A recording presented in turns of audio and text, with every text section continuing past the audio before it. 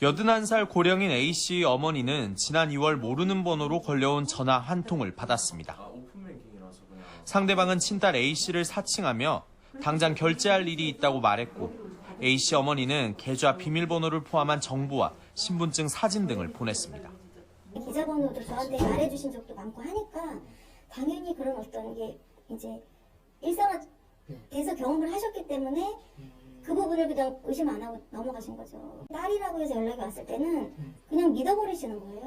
그때부터 A씨 어머니는 정기예금이 잇따라 해지된 뒤 인출됐고 모르는 새 대출까지 이루어지는 등 모두 3억 원 상당을 빼앗겼습니다. 모두 본인 확인을 거쳐야 하는 금융거래인데도 일회용 비밀번호, OTP를 재발급받는 등 아무런 문제가 없었습니다.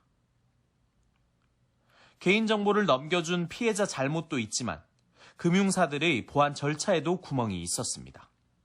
금융당국 규정상 비대면 본인 확인을 위해선 반드시 신분증 원본이 필요한데 사기범은 신분증을 찍은 사진만으로 본인 인증에 성공한 겁니다.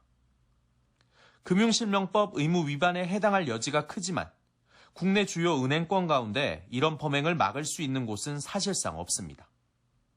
지난 2015년 신분증을 촬영하면 비대면으로도 본인 인증을 해주는 제도를 도입하면서 신분증을 복사한 출력물 등을 걸러내는 시스템은 마련하지 않은 겁니다.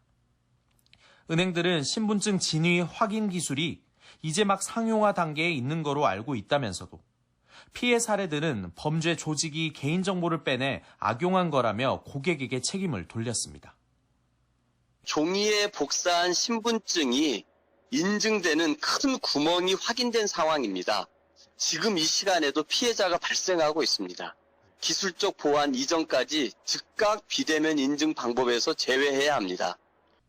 고령인 A씨 어머니 명의로 하룻밤새 70차례 가까이 돈이 인출됐는데도 은행이 막지 못한 건 역시 문제로 지적됩니다.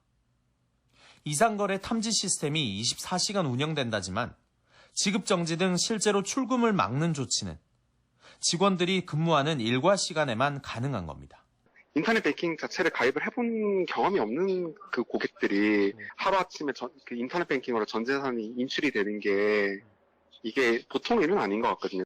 은행 내부적으로도 사실은 좀 정교하게 해야 될 필요가 있는데 주요 시중은행들은 이르면 내년 초까지 금융결제원의 신분증 원본 확인 기술에 더해 자체적으로 추가 검증 시스템을 도입할 방침입니다. 하지만 수익 증대를 위해 앞다퉈 더 편리한 제도를 도입하면서도 금융사기 피해를 막기 위한 예방책 마련은 늘 뒷전이라는 지적을 피하기 힘들어 보입니다. YTN 정인용입니다.